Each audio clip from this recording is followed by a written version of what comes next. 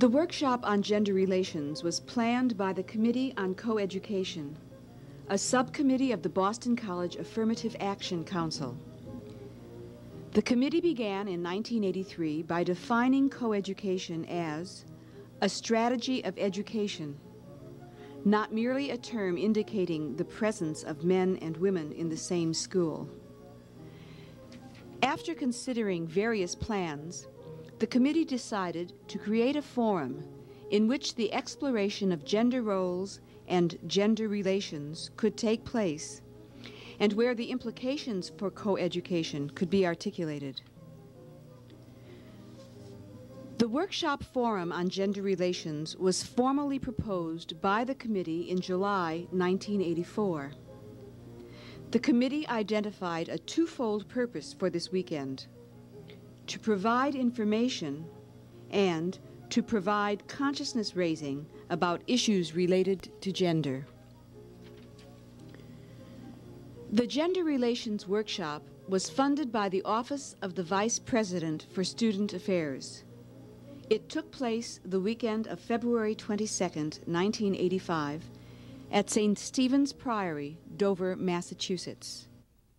Participating in the workshop were 50 members of the Boston College community. They represented faculty, students, staff, and administrators.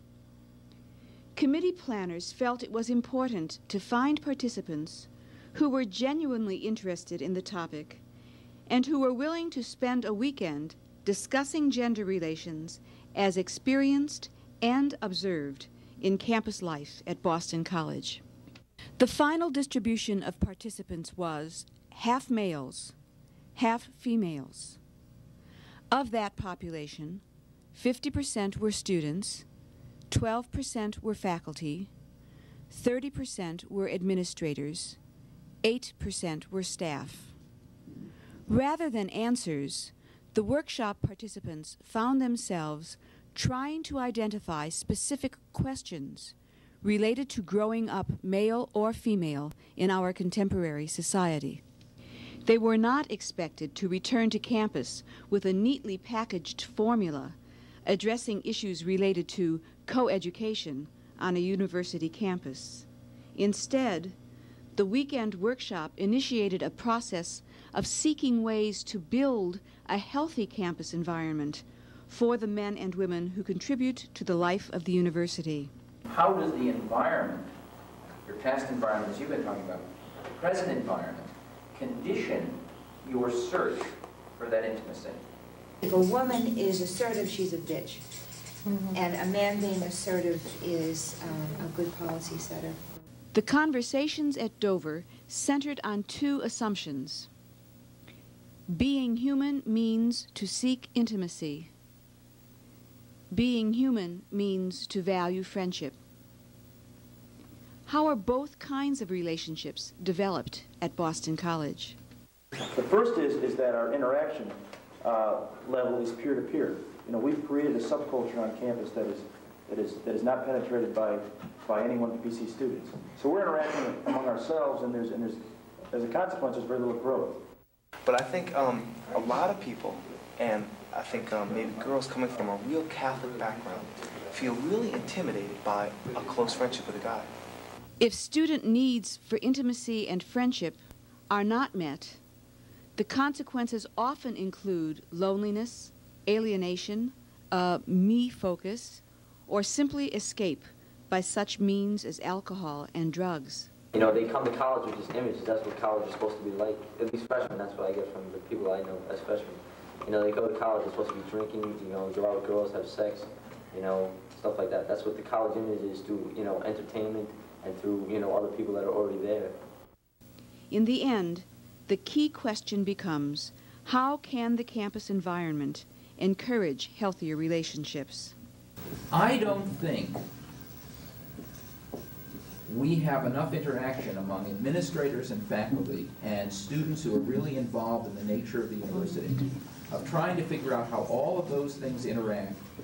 Among the factors identified as contributing to gender differences in the workplace were sex role stereotyping, gender role expectations, issues around leadership, and sexist language.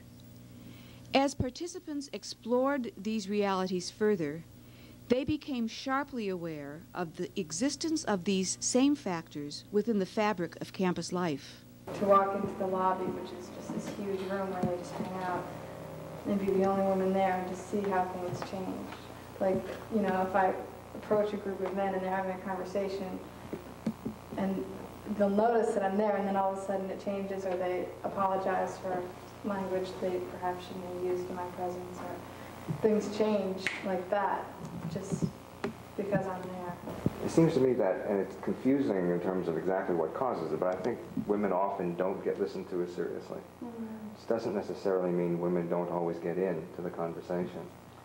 But I think if you were to observe our faculty meetings and figure out some way to sort of decide if somebody's comment was listened to and taken seriously and reflected in a decision, that you would frequently find that women are taken less seriously, in the sense that when the decision finally gets made, you know, was her contribution reflected in that decision as compared with the contributions of some of the men. The reason that it's confusing is that oftentimes, I think, in work situations, women also occupy the less powerful positions.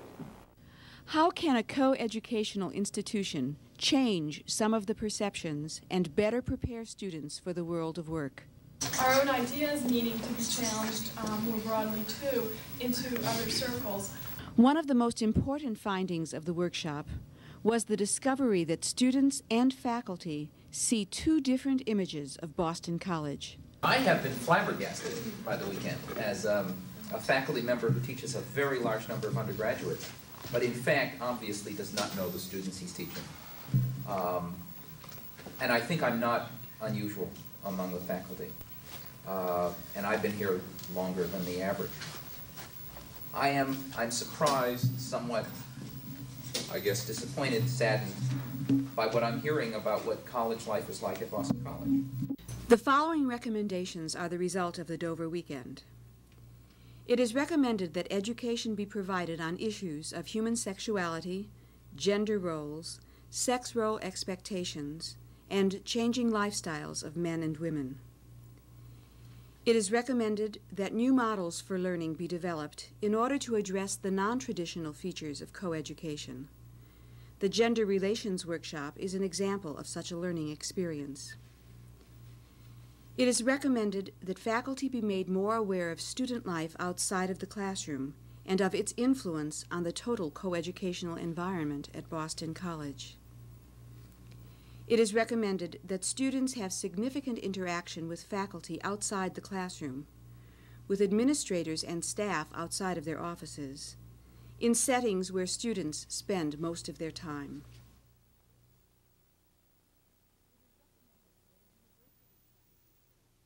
It is recommended that a university center be established to provide the kind of environment necessary for faculty, students, administrators, and staff to meet and talk about important issues. Now when I hear the term gender relations, I think of the following: men's and women's awareness of each other as men and women and as individuals, with tracks and sensitivities that may differ. My relationships with women, the different needs, insights we have, but also my relationships with men, my atypicalness and the difficulty in developing male intimate friendships. One layer of a holistic experience, a multi-dimensional experience which affects every aspect of my life.